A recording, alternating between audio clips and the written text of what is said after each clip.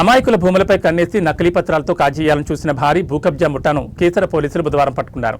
ఈ ముఠాలో ఒక ఏఎస్ఐ స్థాయి పోలీస్ అధికారి కూడా ఉండడం గమనార్హం. మరణ ధృవీకరణ పత్రాల నుంచి కుటుంబ సభ్యుల సర్టిఫికెట్ల వరకు అన్నింటినీ ఫోర్జరీ చేస్తూ యజమానులకు తెలియకుండానే ఆస్తులను రిజిస్ట్రేషన్ చేస్తున్న ఇద్దరు ప్రధాన నిందితులతో సహా పలువురిని పోలీసులు కటకటాల్లోకి నెట్టారు.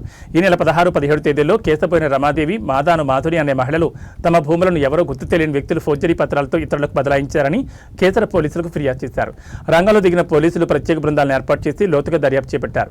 ఈ ముఠా ప్రధానంగా ఖాళీగా ఉన్న ఫ్లాట్లను, యజమానులు అందుబాటులో లేని భూములను లక్ష్యంగా చేసుకుంటోంది. మొదట అసలు యజమానుల వివరాలు సేకరించి వారు చనిపోయినట్లు నకిలీ డెత్ సర్టిఫికెట్లు సృష్టిస్తారు.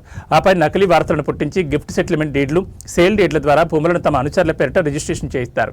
2 వేర్వేరు కేసుల్లో పోలీసులు నిందితులను గుర్తించారు. మొదటి కేసులో కనకాటి లింగయ్య గౌడ్, ప్రవీణ్ రెడ్డి, మోడెం సంపత్, కాంబ్లే దీపాలను అరెస్ట్ చేయగా, రెండో కేసులో ఉప్పల వేణు, దోనపాటి వెంకటరెడ్డి, గుండిగ జ్యోతి, మాదాను ఎన్నేలను అదుపులోకి తీసుకున్నారు. వీరి నుంచి ఫోర్జరీ చేసిన పత్రాలు, మొబైల్ ఫోన్లను స్వాధీనం చేసుకున్నారు. భూముల కొనుగోలు విషయంలో ప్రజలు అప్రమత్తంగా ఉండాలి. పత్రాలను క్షుణ్ణంగా పరిశీలించిన తర్వాతే లావాదేవీలు జరపాలని మల్కాజ్గిరి డీసీపీ శ్రీధర్ సూచించారు. కేసును త్వరితగతిన ఛేదించిన Jawahar Nagar ACP Chakrapani, Kesara CI Anjaneyulu, SI Srinivasa Reddy బృందాన్ని ఆయన అభినందించారు. నిందితులను రిమాండ్కు తరలించామని, పరారీలో ఉన్న మిగిలిన వారి కోసం గాలిస్తున్నామని పోలీసులు తెలిపారు. దాంతో మ్యారేజ్. ఆ ఇల్లు ఎవరు నిర్మించారు? అంటే ఫాదర్ లేకపోతే మదరే నిర్మించుకుంటారు? ఫాదర్ వాళ్ళ వారసత్వం వస్తున్న ఇల్లు.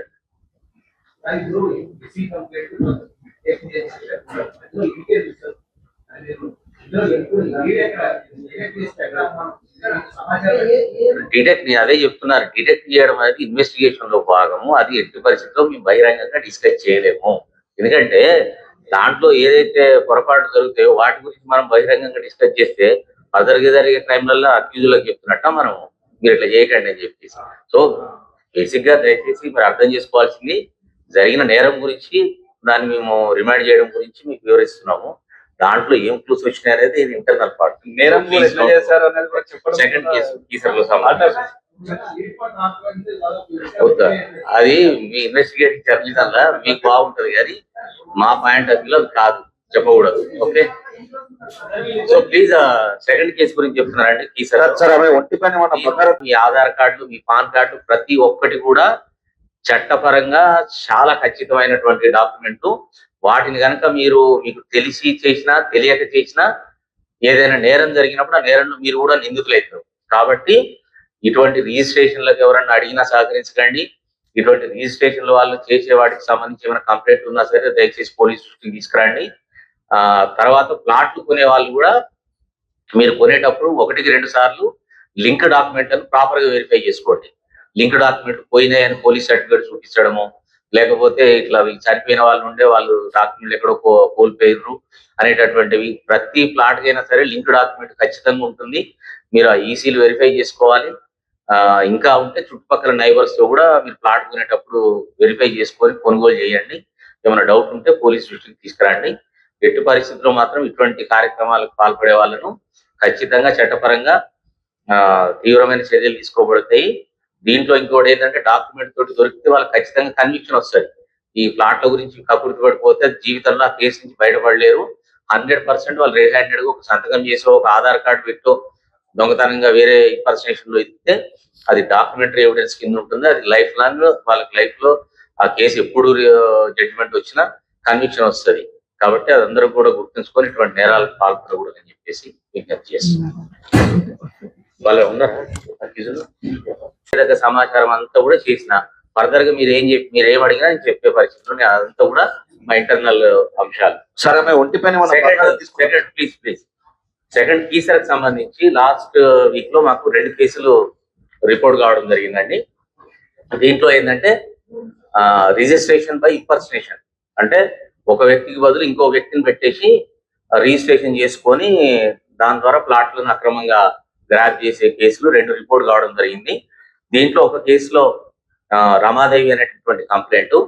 దీనికి సంబంధించి ఏం జరిగిందంటే రమాదేవి, ఆమె భర్త అప్పారావు ఇద్దరు, వాళ్ళిద్దరు బ్రతికుండగానే వాళ్ళిద్దరికి డెత్ సర్టిఫికెట్లు అక్యూజ్డ్ పర్సన్స్ తెచ్చుకొని వాళ్ళకు ఒక అమ్మాయి ఉంటుంది. ఆ అమ్మాయి పేరు మానస. ఆ అమ్మాయి ప్లేస్ లో కూడా ఇంకొక అమ్మాయిని, దీప అనే అమ్మాయిని పెట్టేసి వీళ్ళిద్దరు చనిపోయారు, వీళ్ళ వారసురాలు ఈ దీప అని చెప్పేసి ఫ్యామిలీ సర్టిఫికేట్ కూడా ఒకటి దొంగ సర్టిఫికేట్ రూపొందించుకొని ఈ దొంగ సర్టిఫికేట్, ఫ్యామిలీ సర్టిఫికేట్ ఆధారంగా రిజిస్ట్రేషన్ ఏదైతే వాళ్ళకు ఒక ప్లాట్ ఉంటుందో ఆ ప్లాట్ పేపర్లు పోయినాయి, మా తల్లిదండ్రులు చనిపోయినరు కాబట్టి నా పేరు మీద నేను ఒక్కరినే వారసురాలని అని చెప్పేసి ఈవెన్ రిజిస్టర్ ఆఫీస్ తీసుకెళ్తారు. ఇది జనరల్ గా అయితే రిజిస్టర్ ఆఫీస్ లో చెయ్యరు, కానీ ఇదేంటంటే రిజిస్టర్ ఆఫీస్ సిబ్బంది కూడా కొల్యూడ్ అయ్యే క్రమంలో వాళ్ళు కూడా కొల్యూడ్ అవుతారు. కొల్యూడ్ అయిపోయి ఎవరైతే దీప అనే అమ్మాయి ఉంటుందో ఆ అమ్మాయి పేరు మీద రిజిస్ట్రేషన్ చేస్తారు. చేసినాక మళ్ళీ వీళ్ళు ఫర్దర్ గా మళ్ళీ అమ్మాయి పేరు మీద ఉంటే రేపు ప్రాబ్లం అవుతుందని దీని లింక్ డాక్యుమెంట్ సృష్టించుకోవాలి కాబట్టి వీళ్ళ మనుషుల్నే ఒక 2-3 పెట్టేసి 2-3 టైంలో రిజిస్ట్రేషన్ చేయడం జరుగుతుంది. సో దానికి సంబంధించి మాకు ఎవరైతే రమాదేవి అనే ఒరిజినల్ లేడీ ఉన్నదో ఆమెకు ఈ మధ్య కాలంలో మళ్ళీ ప్లాట్ అమ్ముదాం అనుకుని ఫీల్డ్ మీదకి వచ్చేసిన క్రమంలో ఈ ఈసీలో అవి తీసుకునేటప్పుడు ఈసీలో ఈ పేరు కనిపిస్తుంది. దాంతో ఆమె పోలీస్ స్టేషన్ కి అప్రోచ్ కావడం జరుగుతుంది. దాని మీద 16వ తారీఖున మేము ఎఫ్ఐఆర్ చేయడం జరిగింది. ఎఫ్ఐఆర్ చేసి దర్యాప్తు చేసిన క్రమంలో దీంట్లో ఒక టీము వెంకట లింగం గౌడ్, ప్రవీణ్ రెడ్డి అనేటటువంటి ఇద్దరు టీం కూడా వీళ్ళది ఏంటంటే ఇదే పని, ప్లాట్లు ఎక్కడన్నా ఖాళీగా ఉంటే చూసుకోవాలి, దాంట్లో నెట్ లో సెర్చ్ చేస్తారు, ఎన్ని సంవత్సరాల కింద రిజిస్టర్ అయింది, సో ఫీల్డ్ మీద వాళ్ళు రాకుండా ఉంటున్నారా, ఎప్పుడో ఎవరైనా వచ్చిరా గత సమీప కాలంలో, ఈ మధ్య కాలంలో ఎవరు రాలేదంటే వీళ్ళు ఎక్కడో ఉన్నారు, లేదంటే అవుట్ ఆఫ్ కంట్రీ ఉండేసి ఇటువంటి అని చూసుకుంటారు. చూసుకొని అటువంటి ప్లాట్లను టార్గెట్ చేసి ఆ డాక్యుమెంట్ నెట్ నుంచి లేకపోతే రిజిస్టర్ ఆఫీస్ లో వాళ్ళకున్న పరిచయాల ద్వారా తీసుకొని దాని మీద డూప్లికేట్ ఇట్లా తయారు చేపించేసి ఆ ప్లాట్లను కబ్జా పెట్టేటటువంటి గ్యాంగ్. దీంట్లో ఈ లింగం గౌడ్ ఎవరైతే ఉన్నారో ఆయన యాదాద్రి డిస్ట్రిక్ట్ లో మోటకొండూరులో ఏఎస్ఐగా పనిచేస్తున్నాడు.